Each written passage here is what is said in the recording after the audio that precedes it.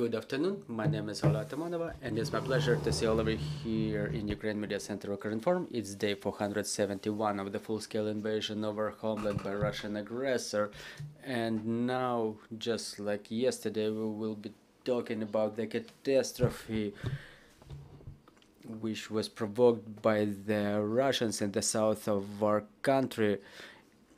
After the detonation of Kakhovskaya HPP, I want to introduce our speaker today is Denis Marchuk, the Deputy Chairman of the Ukrainian Agrarian Council. Good afternoon. Good afternoon. So, Mr. Denis, let's talk about the consequences of this terroristic act. What are the consequences for the agricultural sector? Yeah, right. The actions of the aggressor country are evolving. They result in man-made catastrophes. And after ruination of Kakhovskaya HPP dev, we can state that those are the very serious consequences because they result in death of Ukrainian people. We know the cases when, due to the flooding of the left bank of Kherson region, those cases are numerous, and also the economy of Ukraine is affected. We will have to liberate those areas to get back jobs to the people. Now, the canals that were used for the irrigation of the lands of the Ukrainian agriculturals are exhausted, and it will be very difficult to work for the time being. Before that, about 500,000 hectares of land were irrigated by Kakhovka mainway channel. It's 94% of Kherson region and about 30% of Dnipropetrovsk region. Those were the regions that were using the irrigation.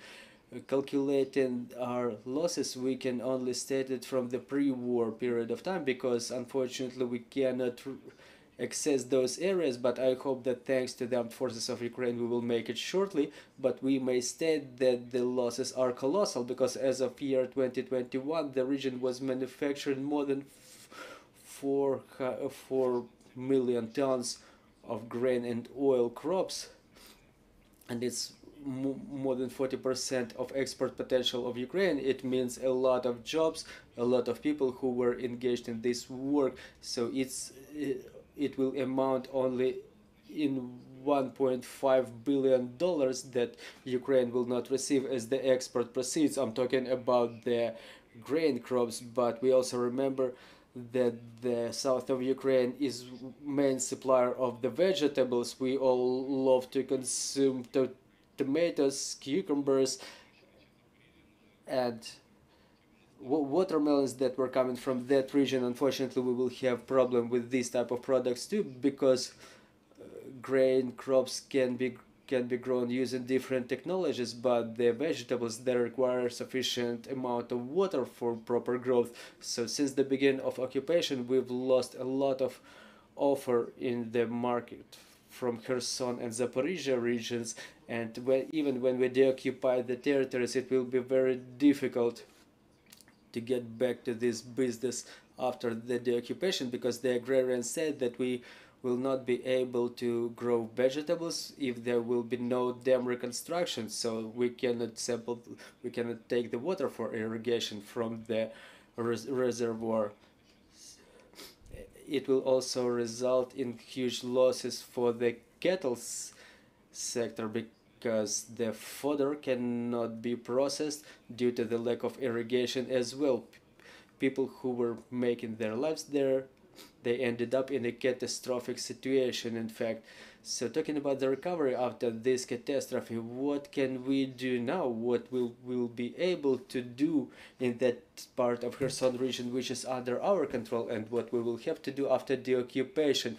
Well, talking about the right bank of Kherson region, yes, we may say that those areas were affected, but the financial losses may be calculated after the water subsides. It's about to be happening shortly. Now the relevant agencies report that the level of water is going down.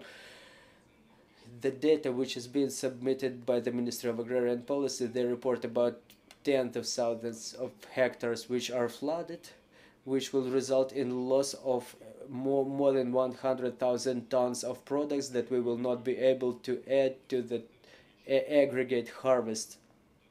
And on top of that, this territory is densely mined, and it's a huge volume for them, because during preparation to the spring sowing campaign, about 3 to 400,000 hectares out of 3 or 400,000 hectares, only 50,000 were prepared. The rest of them are contaminated very densely with mines and debris. So after the flood subsides, we will need probably some state support for the agrarian manufacturers who operate in the deoccupied territories of Kherson region. But talking about the demining, we will include Mykolaiv and Zaporizhia regions too, because they are they have the top rating in the density of mining. And talking about the deoccupied territories, let's first liberate them and hope that it will happen shortly. Do you have any reports from the agrarians who were affected by this tragedy, by this catastrophe provoked by the Russians? Well, we are in constant communication, but apart from this communication, from stating their losses, we cannot physically help them, because in that territory they have homes and they have their businesses operating there, and they say they have no place to go back to because everything is flooded. So there should be a state support program to support the agrarian sector somehow, to make sure that it can resume its operation, because during the pre-war times in the Zaporizhia region, agrarian sector was one of the key sectors of economy, which resulted in a collection of taxes and replenishment of this for regional and central budgets. So these are the losses that we may report already. Dear colleagues, let's proceed to the questions from the floor. Good afternoon, Anastasia Kravchenko, Ukrinform. What if the Kakhovka HPP is not being reconstructed? Are there any alternative ways for the development of the agriculture in those southern regions? Maybe some other sectors which are less dependent on irrigation may be resuming in their operations, because we understand that we have to reestablish the economic operations there, and the reconstruction of the dam is quite a lengthy process. Well, if we take the fields in Kherson region, it's about 300,000 hectares of land out of million of hectares land which are processed there. But without water, there will be no added value in this area, no added value generated. So those who come back, who will want to continue that kind of business there, they will just increase their area based on just such reflections as come what may. If it grows, it grows. If it's not, then it's a shame. For example, in Europe, the agrarian business is not a business as such. It's just the maintenance of their rural areas which are being subsidized. In Ukraine, it may be one of such cases too, but in view of the competence, in view of the experience, many would be able to switch to, for example, greenhouse growing of vegetables and crops. Even now we have state support for horticulture and greenhouse economy. It may be one of the ways to support the agricultural manufacturers. Also, I'm not saying that it will be critical to everybody, because there is also the technology of drilled wells which will allow for irrigation of the large number of fields, but they will have sporadic nature, because even if you use the drilled well, the water is saline there.